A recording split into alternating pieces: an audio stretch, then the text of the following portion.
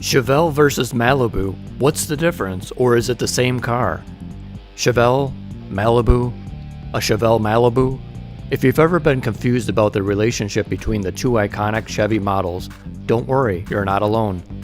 The lines between the Chevelle and the Malibu blurred quite a bit over the years, and today we're breaking down the history of both and answering the big question, is it a Chevelle, a Malibu, or both?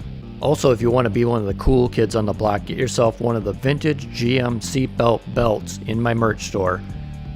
It gives you the look, the feel, and the sound of the original seatbelt clicking like it did in that Chevelle back in the day.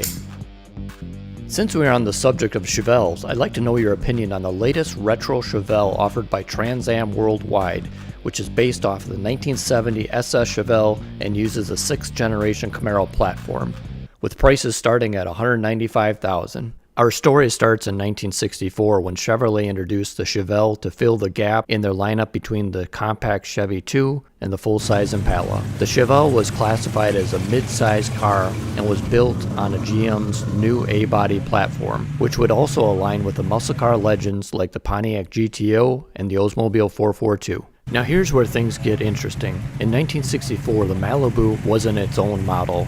It was actually the top trim level of the Chevelle lineup. That's right, a 1964 Chevelle Malibu was a Chevelle first and foremost, with Malibu having the more luxurious trim package featuring nicer upholstery, more chrome, and additional features. So technically, every Malibu in 1964 was a Chevelle, but not every Chevelle was a Malibu. Are you confused yet? Don't worry, we're just getting started. As the 1960s rolled on, the Chevelle lineup grew in both popularity and variety. The Malibu trim continued to be the upscale option, but by 1966, things got a little more complicated. Chevy introduced the SS 396 package, which could be added to the Chevelle or the Malibu, depending on the buyer's choice. So you could technically have a Chevelle SS 396, a Malibu SS 396, or just a standard Chevelle. By 1968, Chevy gave the Chevelle a major redesign, with a more muscular body style and increased performance options. The Malibu remained part of the Chevelle family as a high-end trim level, while the base models were simply called Chevelles. Fast forward to 1970 and the Chevelle was at its peak, especially with the legendary LS6 454 making a monstrous 450 horsepower. But even during this high horsepower era, the Malibu badge was still just a trim level for the Chevelle. In 1973, Chevrolet redesigned the Chevelle, and for the first time, the Malibu name started gaining independence. The Malibu became the standard Chevelle trim, while higher-end models were given the more distinctive names such as Chevelle Laguna. Throughout the 1970s, the Chevelle name began taking a back seat as the Malibu name gained traction. By 1977, things were about to change dramatically. In 1978, Chevy completely downsized and redesigned the A-body platform, and this time the Malibu officially took over.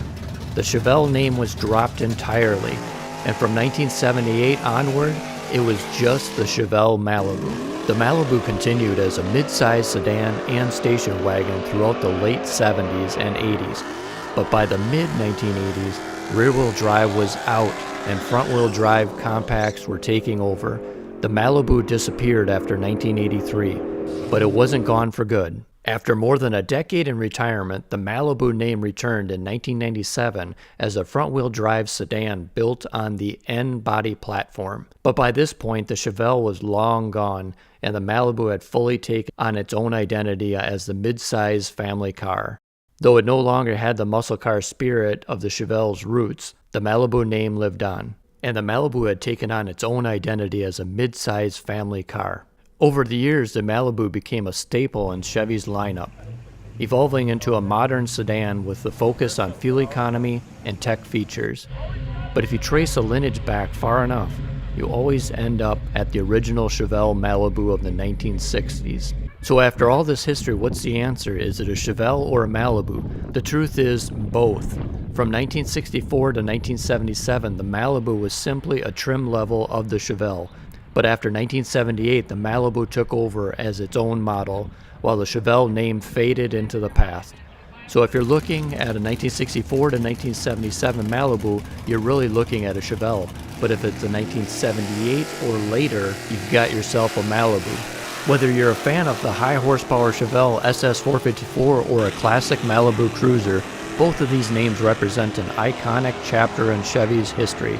The Chevelle gave us the muscle car magic, and the Malibu carried that legacy into the modern era. But now that you know the difference, you'll never mix them up again. If you enjoyed this deep dive into automotive history, make sure to hit the like button, subscribe, and ring the bell so you never miss out on more muscle car madness. And let me know in the comments, what's your favorite Chevelle or Malibu year?